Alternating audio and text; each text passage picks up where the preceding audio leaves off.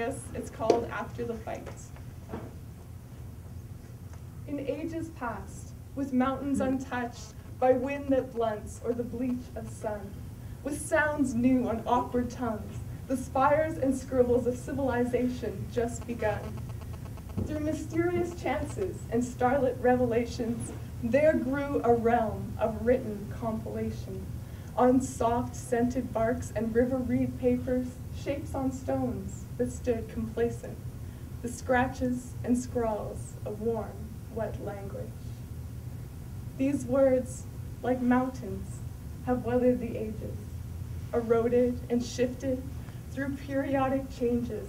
They grow like forests through history's spaces, and harvested in volumes, in cloth-bound cages, they are the loudest earthly silence. And there's still somber patience, as one by one, years are crushed by the lurching pendulum of civilization. But the language that walks in step with the gait of mankind, that from our lips both flies and falls, sprints and stops and stutters, that may splutter to a halt when the mind is quiet and the heart speaks an older tongue, one born before books or borders, words or wisdom, when prehistoric peaks stood tall, the language that began it all has vacated the lodgings of my mind. No clues or courtesies left behind, and I, with useless lips and clacking teeth that open, close, reveal no deeps, no answers to your naked query. In a language grown gray, in words grown weary of senseless abuse, as messengers of mistruth, as reluctant weapons that pummel black and blue. Now the only phrase left is cheap and choppy. With open palms, I present two dull words that are found in every story, words that survive through the ages and now fall with Neanderthal eloquence from my lips. A fossil phrase for your ears only. Two brittle words. I'm sorry.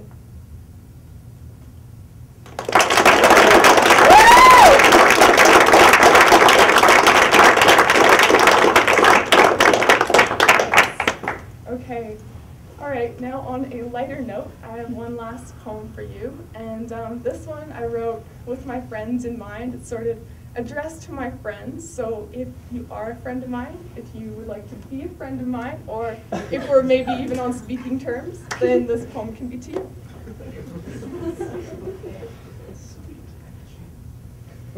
If I were in another dimension, not like science fiction with skin-tight silver spacesuits or ripples in our foreheads, or oversized glow-stick swords that clash, flash, and crash.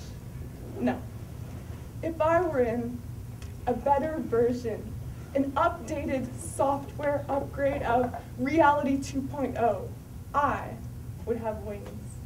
And no feathered angel cliche, complete with tinfoil halo and golden curls, no. I would have dragon wings. Huge leather scales and mammoth tusk talons on the tips of my wingspan, with open horizon in every direction, an overhead pool of the ocean's reflection. You could sit on my back with legs in a nautical knot, perch where the gleam of wings jutted out. We could meditate through the clarity of a full moonlight. We would glide like a moth from the dark into the light, with mantras and moonbeams as our lullaby. We would. I'm sure of it. If I had dragon wings and you had perfect balance, we'd go star surfing every night. Anyone actually awake on those red-eye midnight flights would see us salute the lonely plane as it traversed the night. Those with eyes open would conclude they were dreaming, and maybe, in this version of time and place, maybe dreams would attack even alert minds in open confrontation. Logic, the daytime hero, meets its nighttime nemesis, imagination. Rather than the usual creep of dreams through the subconscious, with cord for tying the ankles and duct tape for the mouth. We're all prisoners without reason to hold the door open and guide us out. Still though, what a dream. What a vision in the night! The girl with silver wings and her seated passenger both wave, then fade from sight. We'd float free of the atmosphere and gravity's storm drain, like rain falling upwards, back to the clouds from where it came. We'd heckle meteorites as they hurtled past our tiny Earth. "Hey, watch it, that's our planet," we'd scream. "Doesn't look like much, but we owe it our birth." See, now we're so high above the planet's blue twirl.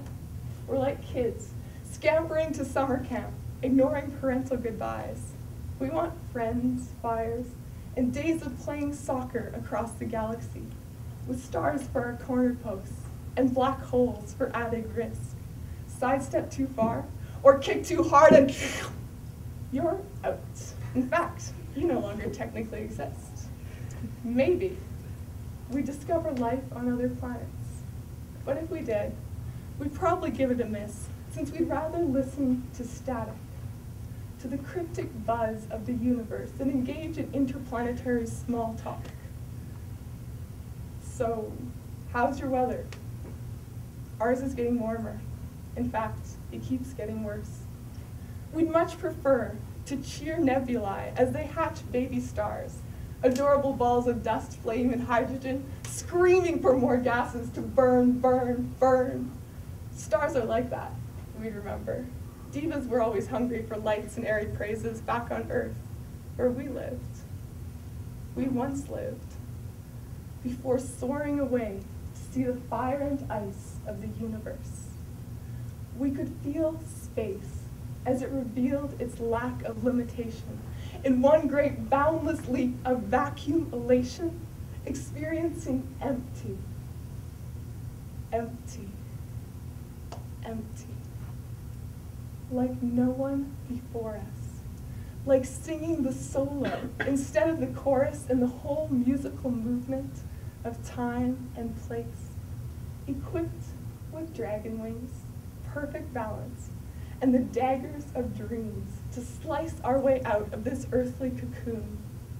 Swathed in the everyday, we are bundled against the cold too soon.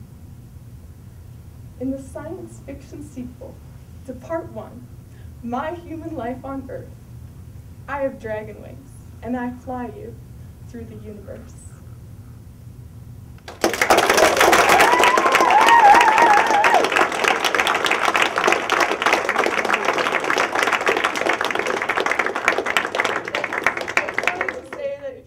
More cool spoken word online. Some of my favorite artists are Shane Poiscan, Brendan McLeod, and Sherry Wilson. Those are all good.